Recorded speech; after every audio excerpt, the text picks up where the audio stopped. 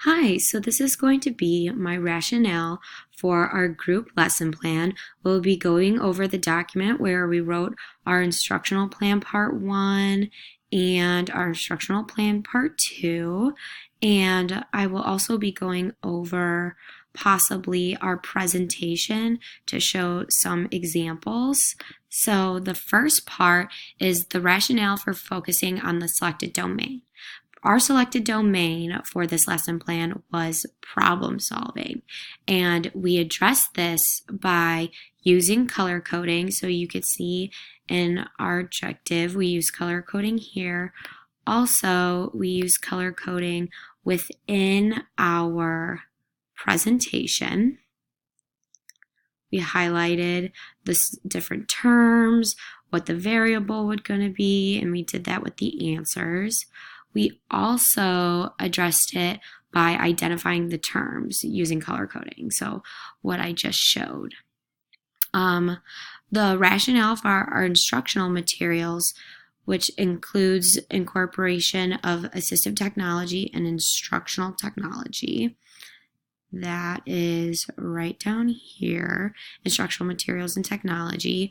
We used whiteboards for the students, which is a low tech, and we had them write out and work out the problems on the whiteboards. And we used the PowerPoints for us as a high tech, which is where we presented this presentation and gave the examples. Another potential assistive technology is an iPad and integer coins. We wrote in our rationale that they could have used an iPad or integer coins if that's the way that the student prefers to solve. And a potential IT is transitions on the slide to enhance explicit instruction, and the choral responses for students who are nervous to participate on their own. So the next part of the rationale was how and when you plan on providing opportunities to respond and increase engagement for students. So our plans to respond were in our anticipatory set. We talked about how the students were going to give choral responses to answer inverse operations and work through the problems and solving the steps. Another one is reviewed a one-step equation and a two-step equation, things that they had already knew how to solve for the students, and those had to do with them raising their hand. And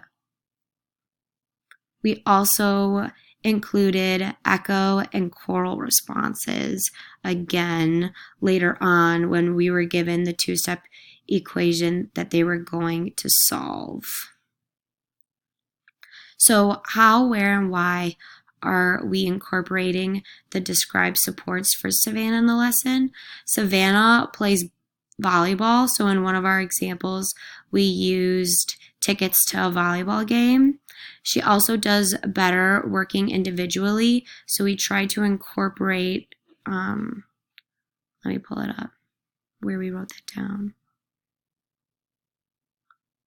I think we wrote it maybe somewhere in the path. Yeah, she also works better individually, so we tried to incorporate individual work for review, and then we did a think, pair, share in our independent practice.